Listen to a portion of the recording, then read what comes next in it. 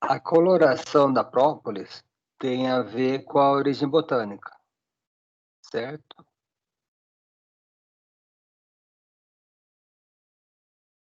Ela é um antisséptico, né? Que as abelhas usam para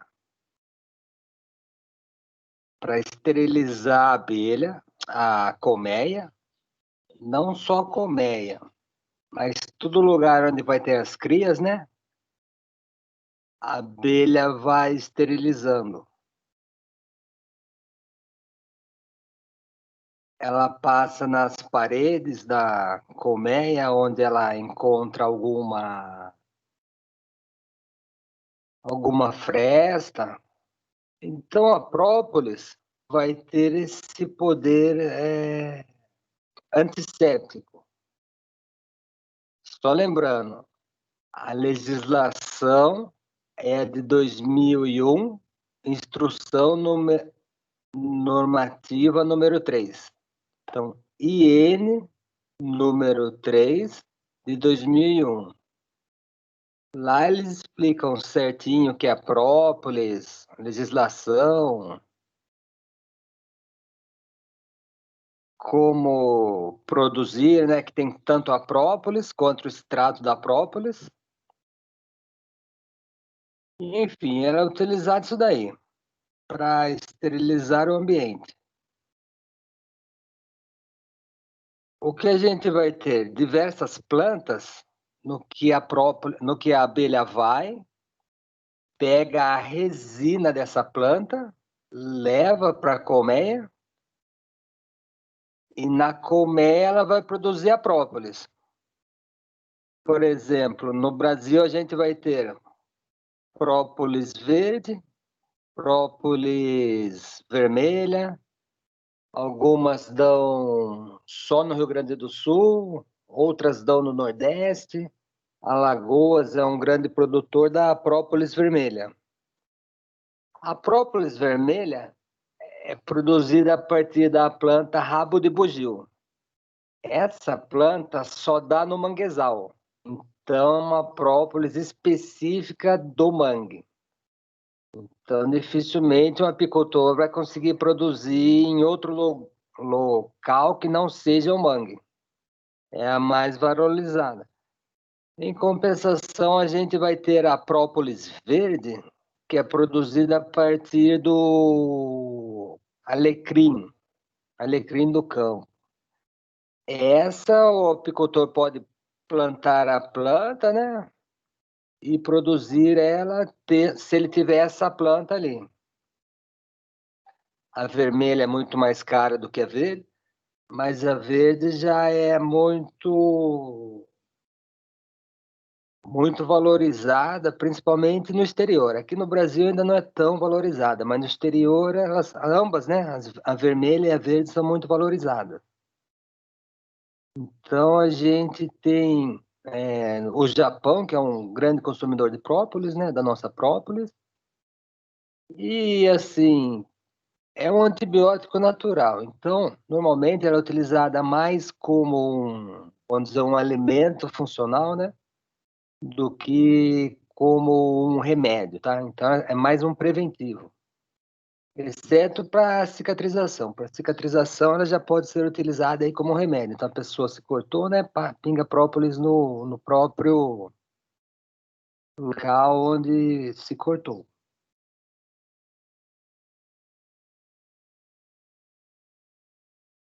Então eu vou passar aqui um vídeo falando especificamente da produção da própolis.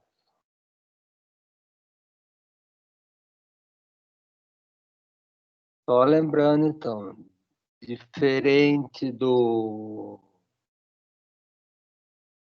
mel, no qual a abelha vai e pega o néctar na planta, no caso da própolis, a abelha vai, pega a resina. Que resina é essa? Quando a planta sofre um corte, então você vai lá e corta uma folha. Então a planta, naturalmente, secreta uma resina. O que é? Como se fosse um coágulo, né, para estancar esse corte que você fez na planta. É nesse corte, por exemplo, você vai lá e corta a flor da planta. Você cortou ou então uma folha, né? Você cortou a folha, ela vai soltar uma resina ali para cicatrizar para não ficar tendo o quê? Perca de seiva. Então a planta solta uma resina, tal qual a gente quando sofre um corte, a gente tem um coágulo, né? A planta também, quando você corta uma folha, um galho, ela solta uma resina ali para estancar no caso, não é sangramento, mas a perda de seiva bruta, de seiva elaborada. O que ela libera essa resina é que a abelha vai e pega, vamos dizer assim, pega essa resina e utiliza ela para fazer a própolis. Então, já é uma substância que, naturalmente, na planta, muitas vezes, já contém um antibiótico. De hora que ela acrescenta as enzimas dela, acrescenta um pouco de mel também, o poder antibiótico da própolis só aumenta, conforme a gente vai ver aqui no vídeo. Existe planta polinífera e planta resinosas. E podemos ter em uma planta só reunir todas essas características fornecedoras de matéria-prima para as abelhas e para o ser humano. Então, pessoal, nós vamos mostrar para vocês alguns coletores que surgiram aí no Brasil, né? Um dos primeiros coletores foi o coletor CPI, coletor de próprios inteligente. Foi um cidadão de Minas Gerais, né? Ele fez algumas aberturas através dessas taliscas aqui, ó. Então, ela é colocada dessa forma, já surge aqui essa abertura e a abelha vai fechar com própolis. Ele tira essa talisca, vira, abre mais espaços, como vocês podem ver aqui, ó, ele abriu mais espaços e aí se coloca para proteger a própolis, né? Foi um grande sucesso esse coletor. Depois surgiu outros tipos de coletor. O outro coletor que surgiu assim com muita força foi o Pirassununga. Esse coletor muito interessante, né? Ele vai, deixa eu ir aqui devagarzinho, Agil. Aqui você faz uma aberturazinha de 2 centímetros e aí a abelha fecha. Aí você corta com estilete e vai afastando. Vai cortando e vai afastando. Isso nas 2 janelas, ou melhor, nas 4 janelas, que tem também a parte lá do fundo, né? Do outro lado. Então você vai...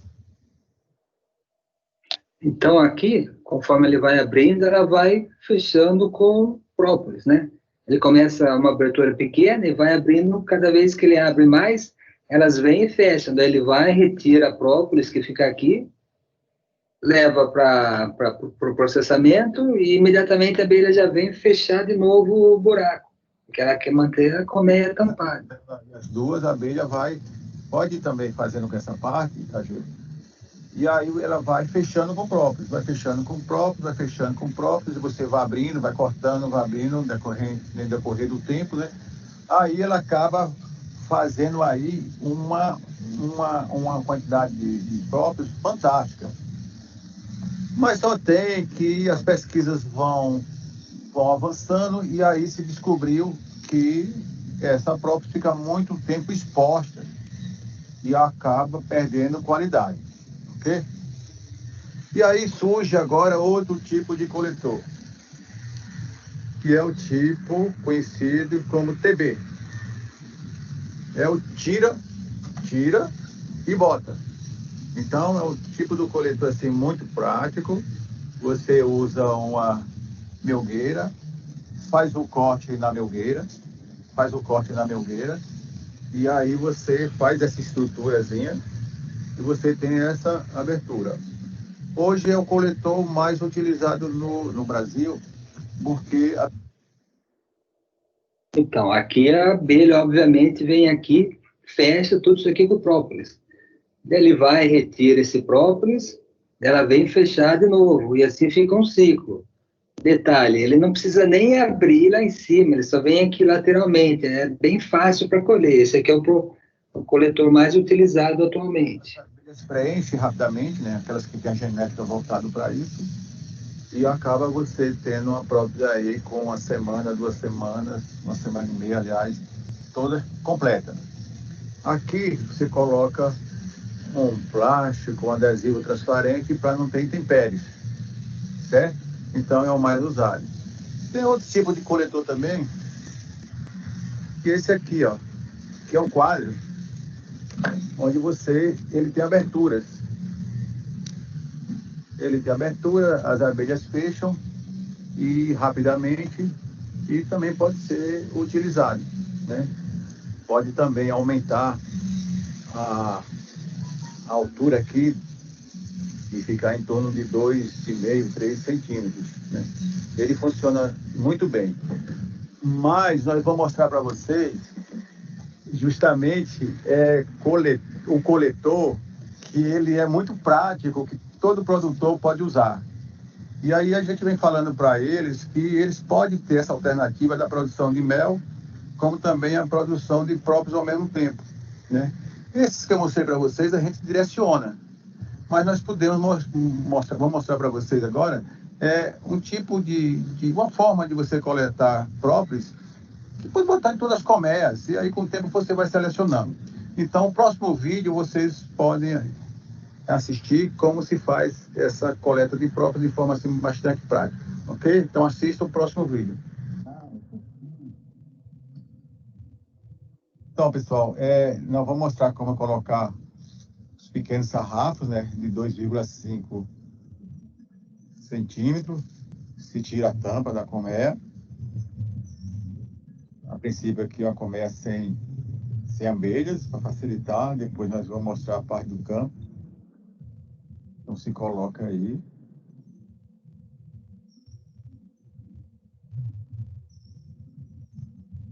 Nós vamos provocar. Isso é bem simples. Coloca esse sarrafo, vai ficar um espaço ali, elas vão preencher com o própolis. Vai se tampar.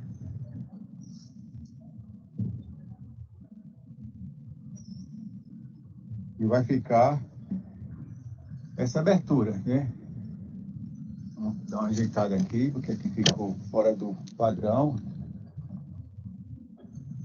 Isso. Aqui vai ficar essa abertura. Então, isso vai entrar ventilação, né? Susceptível a inimigos naturais das abelhas, e aí ela vai começar a propolizar. Se a região for boa, tiver muitas plantas poliníferas, ou melhor, resinosas, aí essas abelhas, se tiver um enxame forte, aí elas vão puxar rapidamente, certo? Então vamos ver agora no campo como é que as abelhas se comportam.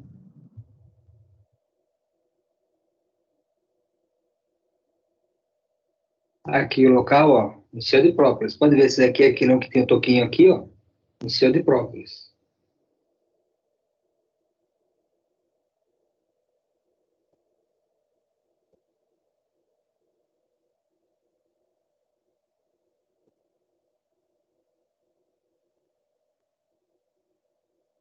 Agora uma reportagem sobre a própolis verde. História da vassourinha, uma planta do Cerrado Mineiro.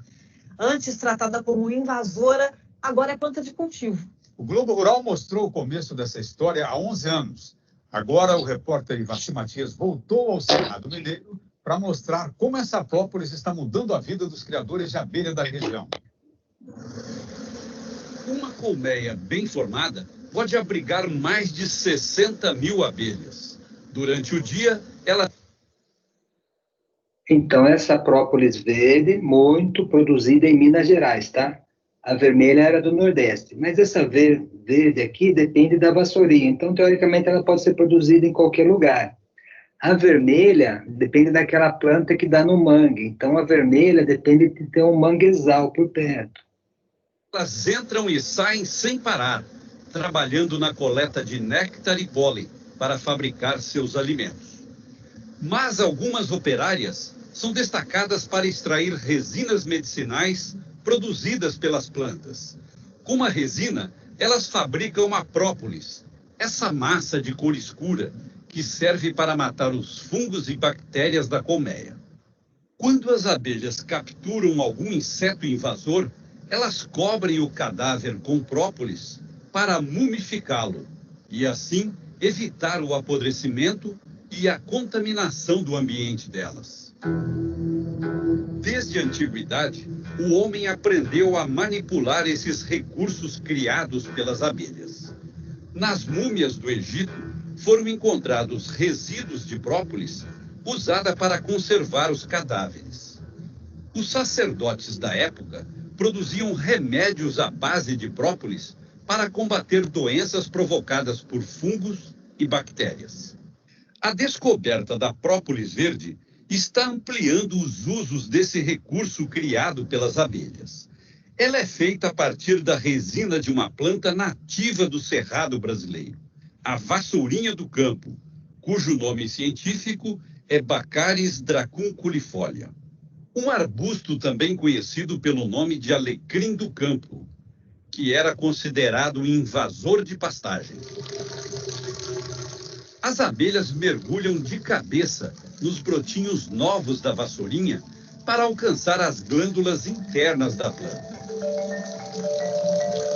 Nessa imagem ampliada pelo microscópio, se vê os vasos internos, onde a planta deposita substâncias com atividades antimicrobianas muito potentes e que podem ajudar o homem na cura e prevenção de muitas doenças.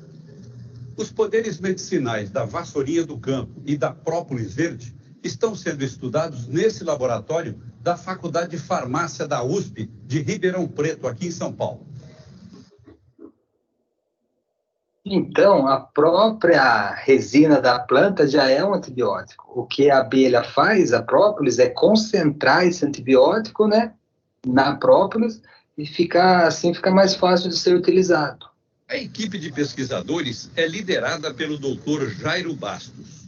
Professor Jairo, por que uma planta invasora de pasto chama tanta atenção da ciência, de repente? Essa planta foi achada, do ponto de vista das atividades, em virtude da visitação das abelhas. E essa planta é rica em vários compostos interessantes, destacando aí, por exemplo, o artepenin C, que vem sendo bastante estudado pelas atividades antimicrobianas, na prevenção do câncer, melhoram o sistema imunológico. A abelha, ela coleta, a partir das folhas jovens, dos brotinhos, os tricomas, são glândulas onde a planta concentra essas substâncias. Então, a própolis chega a ser 5 vezes mais rica nesses metabólitos importantes, com essas atividades que nós já falamos, do que, por exemplo, a planta propriamente dita. No Brasil, já existem alguns produtos feitos à base de própolis verde. Um deles... Então, de novo, a planta já é rica em antibióticos, é um antibiótico natural da própria planta. A abelha pega esse antibiótico, concentra ele 5 vezes na própolis, né? Aí dá pra gente ver o poder realmente de antibiótico dessa própolis especificamente. É este extrato, encontrado nas lojas de produtos naturais. Ele contém uma parcela muito pequena de artepenin C e não é considerado medicamento, e sim um suplemento alimentar. É usado nas doses indicadas para fortalecer o organismo durante gripes, resfriados, bronquites e outras doenças infecciosas. Mas as pesquisas para a produção de remédios à base de artepenin C puro já estão avançadas. No Japão, que é o maior importador de própolis verde do Brasil, a substância pura já foi isolada e é usada no tratamento de vários tipos de câncer. Mas seu custo ainda é proibitivo. 1 grama de artepenin C puro custa o equivalente a R$50 mil. O Brasil produz 100 toneladas de própolis verde por ano. 80% vem de Minas Gerais. O município de Bambuí, na região do Médio São Francisco, concentra o maior número de produtores. Em toda essa região, a vassourinha do campo surge espontaneamente no meio do cerrado. Ela ganhou este nome porque é usada como vassoura para limpar os quintais e também para varrer as cinzas dos fornos de barro, transferindo para os biscoitos de polvilho um aroma muito agradável.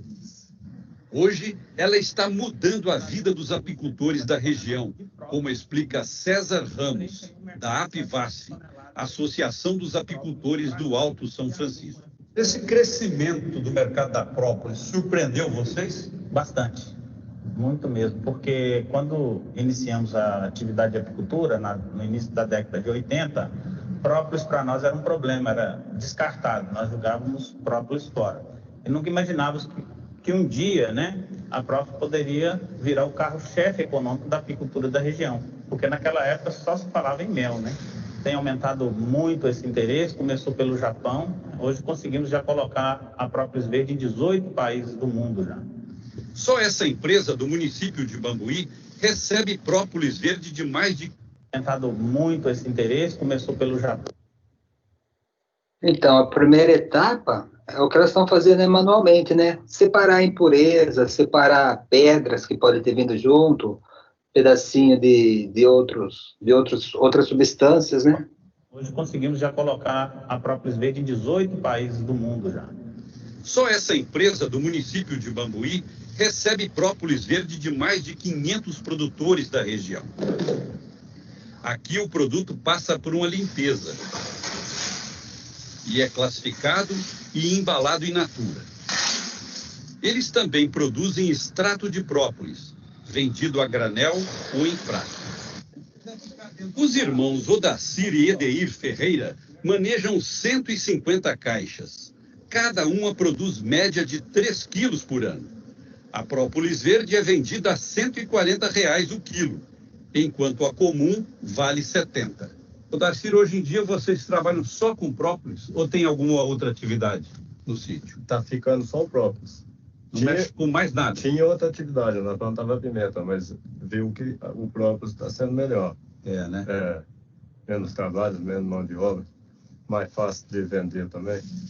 No ano passado, eles tiveram uma renda líquida de R$ 40 mil com a venda da própolis verde, mas estão aumentando a quantidade de caixas e esperam dobrar de produção dentro de 2 anos. Odacir, aqui quantas caixas tem nesse lugarzinho aqui? Aqui está com 50 caixas.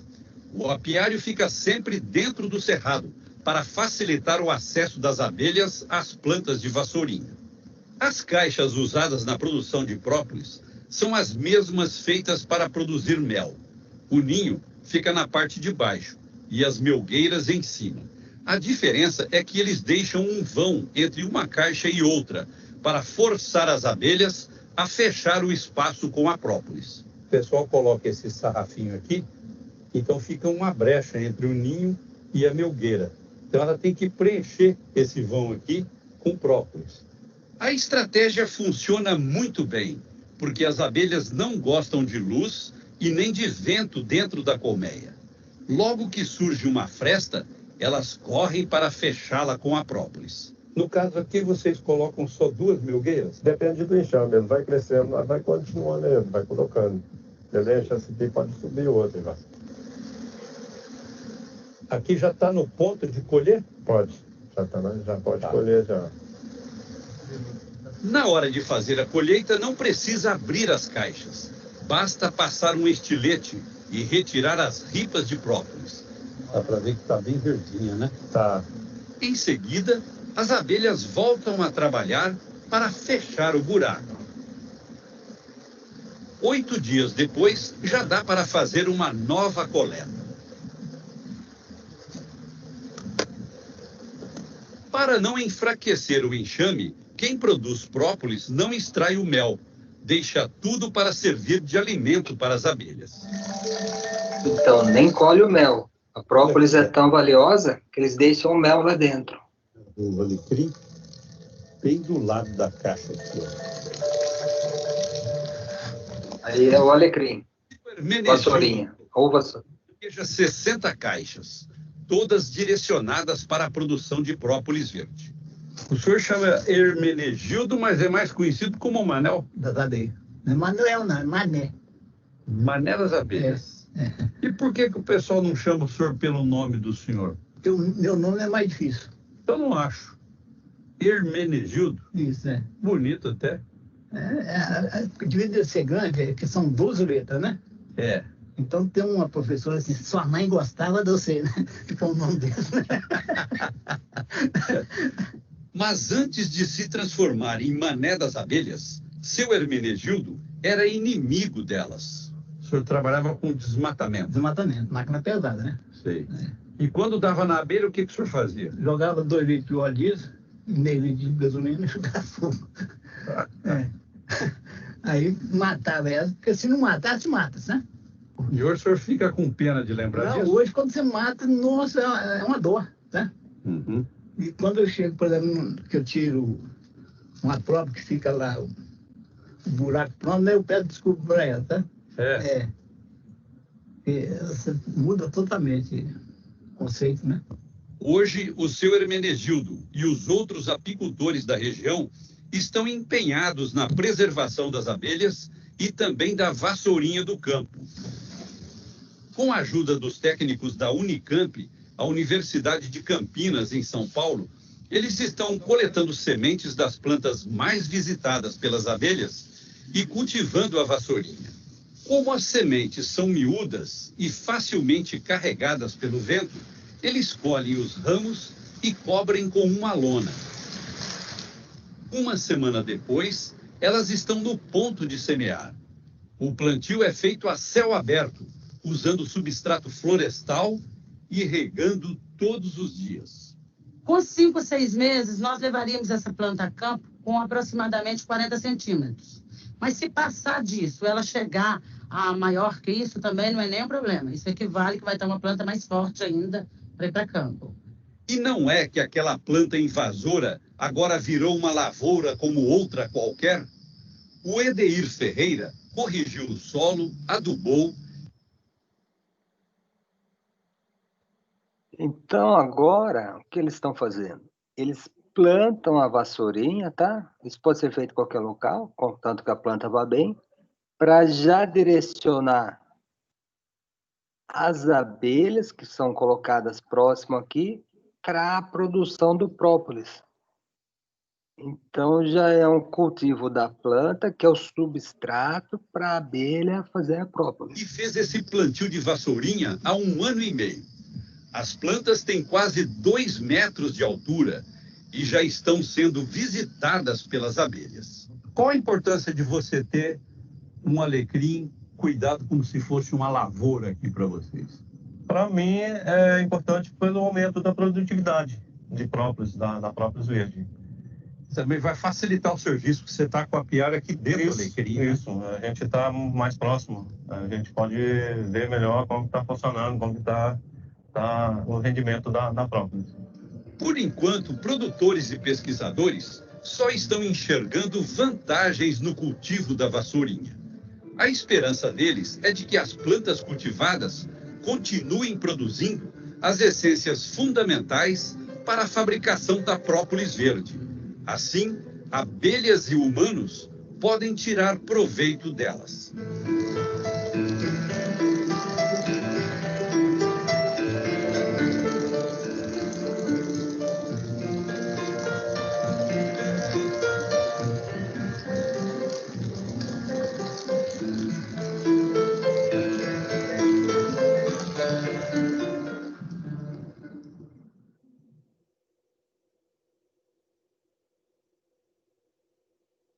Essa é a verde. Agora, a mais valiosa é a vermelha. Vamos conhecer a própolis vermelha, um produto 10 vezes mais valioso do que a própolis comum. Mas antes de conhecer a própolis vermelha, o repórter César Daci visitou apiários do interior alagoano.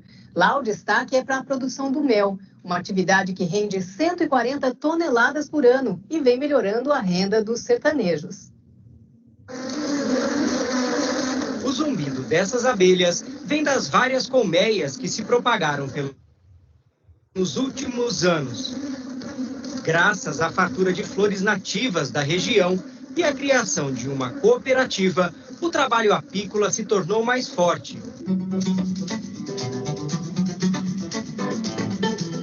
Na margem esquerda do Rio São Francisco fica Pão de Açúcar, onde 25 apicultores fazem do município o maior produtor de mel do estado.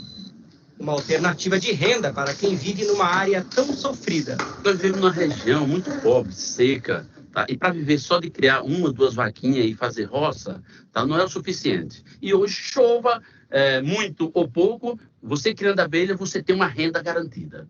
Tem mel, mesmo com seca? Tem mel, mesmo chovendo pouco. Com seca, não. Mas chovendo pouco, você tem uma produção de mel garantida. Hoje é dia de coleta de mel para seu Lavinho, seu Deca, seu Zé Pereira e o Júnior, que sempre andam juntos para lidar com as caixas de abelha. Um para fumaçar, outro para segurar. Tem que ser sempre 4 pessoas. É sempre 4 pessoas, às vezes até mais. Ah, é? Quando eu tô com mel, sempre não falta dinheiro no bolso. Não falta, é? Falta não. E antigamente faltava dinheiro? Antigamente faltava. Passava a cabeça, não dinheiro aqui arrumado. Hoje o trabalho com abelha representa, em média, R$300 mensal. É consenso por aqui que para falar da apicultura de Pão de Açúcar é preciso contar a história do seu Cícero Alves da Silva, um ex-pecuarista que hoje não tem uma só cabeça de gado na sua propriedade. No final dos anos 90, começo de 2000, vendeu seus 300 animais para se dedicar exclusivamente às abelhas. A pouca chuva que cai aqui na região, ela não é suficiente para o gado, né? Mas para as abelhas é de sobra. Quanto que o senhor tira de mel aqui por ano? A gente está na faixa de 12 a 16 toneladas. O senhor tira, então, praticamente 10% da produção de mel do estado. Perfeitamente. O senhor é um grande produtor, então. Eu nem sabia que eu estava diante de uma pessoa tão importante. Obrigado. Com a mudança na atividade, seu Cícero tem conseguido valores bem interessantes em sua propriedade de 100 hectares. Com gado, hoje, renderia quanto por mês? Olha, não dá R$2.000 por mês, não. Com a abelha, o senhor está tirando quanto? Tira muito mais, nem se compara. Vou tirar uns 6 a 7 mil por mês. Uma curiosidade aqui da propriedade do seu Cícero é que a menos de 50 metros do apiário, ele construiu um açude e, olha, não foi para criar peixe, né, seu Cícero? Verdade. Ele foi nem para gado beber. Ah, não? Né? E para que foi, então? Para as abelhas beberem água, né? Para as abelhas beberem água. Agora, não está muito sujo, não? Tem muito água-pé aí nesse açude do senhor? Mas eu vi aqui as abelhas, elas chegavam, não iam beber água lá no meio, elas iam beber água aqui, ó, em redor, né? Aí o sapo vinha, comia muito, né? Agora o sapo não come mais. Porque elas vão lá para o meio, para o fundo. O sapo não vai lá pegar, né? Essa água serve para elas beberem, né? E refrigerar a comer, né? Quando a temperatura aumenta, né? Elas fazem um círculo de ar, umas ficam de frente, botando ar para fora, né? Outras ficam de costas, botando ar para dentro, tirando o ar quente de dentro. E outras entrando com a água borrifando, né? Dentro. E o senhor notou alguma diferença na produção das abelhas? Na produção, mais de 10%. Enquanto os apicultores do sertão de Alagoas se tornaram os maiores produtores de mel do estado, o pessoal que trabalha com abelha no litoral, a 250 quilômetros daqui, vem se especializando num produto que já despertou o interesse tanto do mercado internacional quanto da comunidade científica. É a própolis vermelha.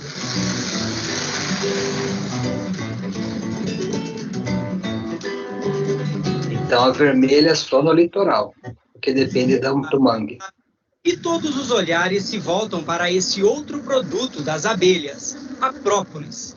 Uma resina que as abelhas retiram das plantas e usam para vedar todas as frestas da caixa. Aqui no litoral de Alagoas, está valendo mais a pena produzir a própolis do que colher o mel, como conta o presidente da Cooperativa dos Apicultores do Estado, Reginaldo Lira. Porque você produz 1 quilo de própolis e praticamente representa 150 quilos de mel. É muito mais rápido você produzir 1 quilo de própolis do que produzir 150 quilos de mel. Porque primeiro o mel depende da florada e a própolis você pode produzir o ano inteiro. Então a própolis vermelha provocou aí uma revolução aqui na apicultura de Alagoas. Provocou uma revolução na apicultura de Alagoas e também na apicultura nacional.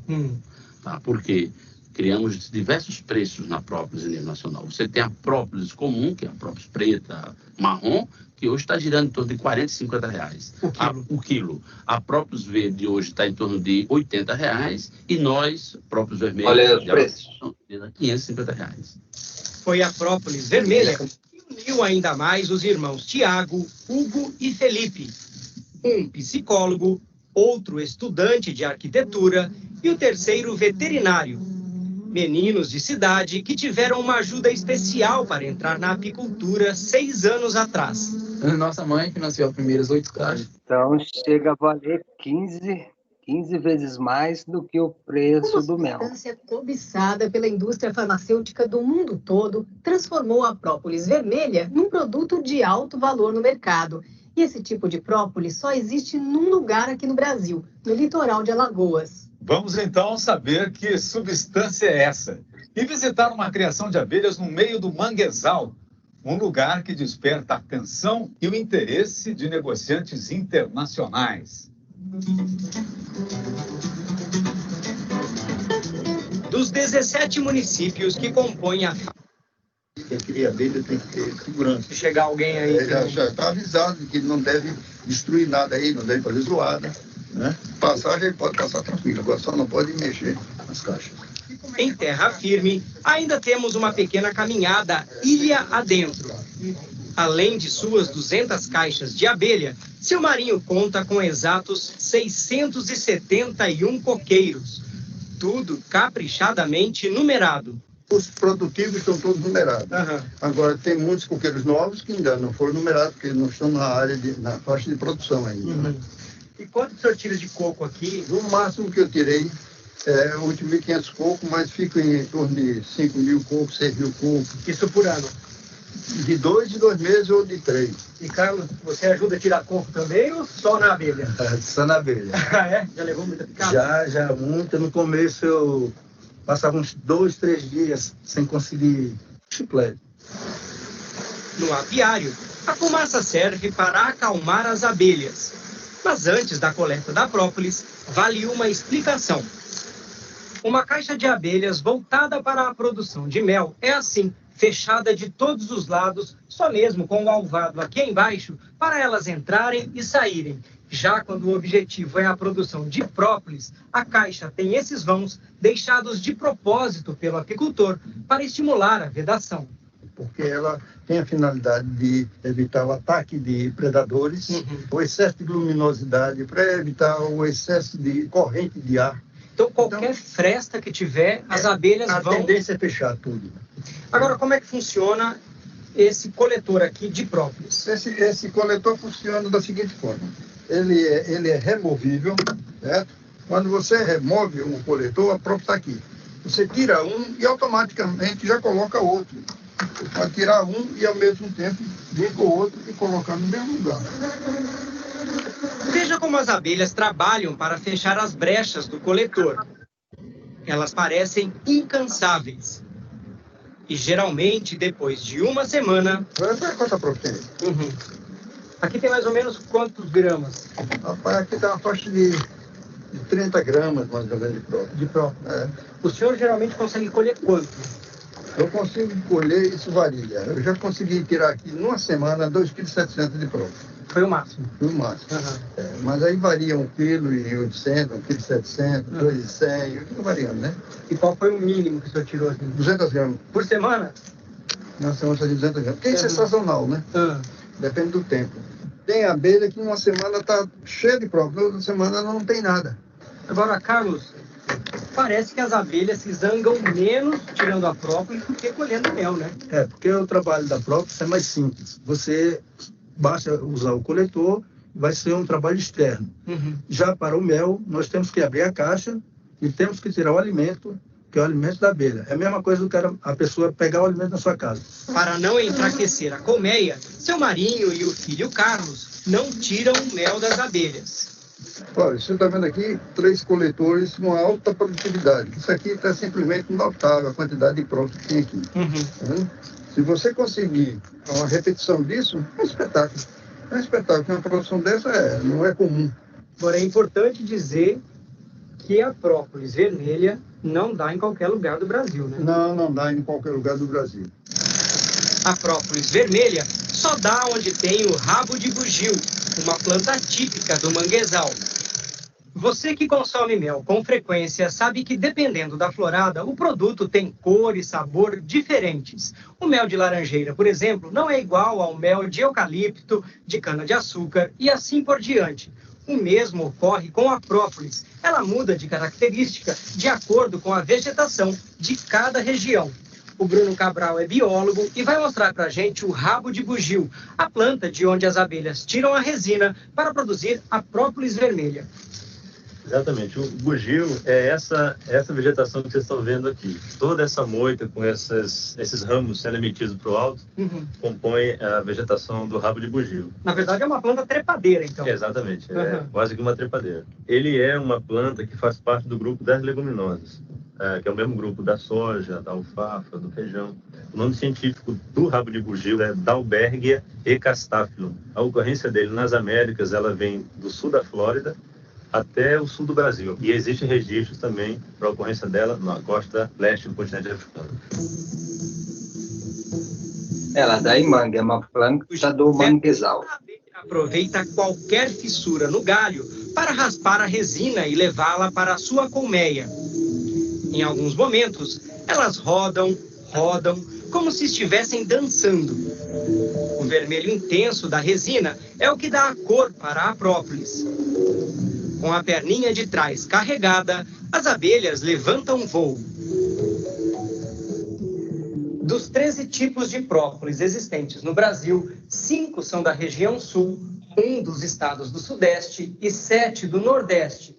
A própolis vermelha de Alagoas foi a última a ser descrita e catalogada pelos pesquisadores. A sua particularidade é uma substância nobre chamada isoflavona, que, olha, tem dado o que falar.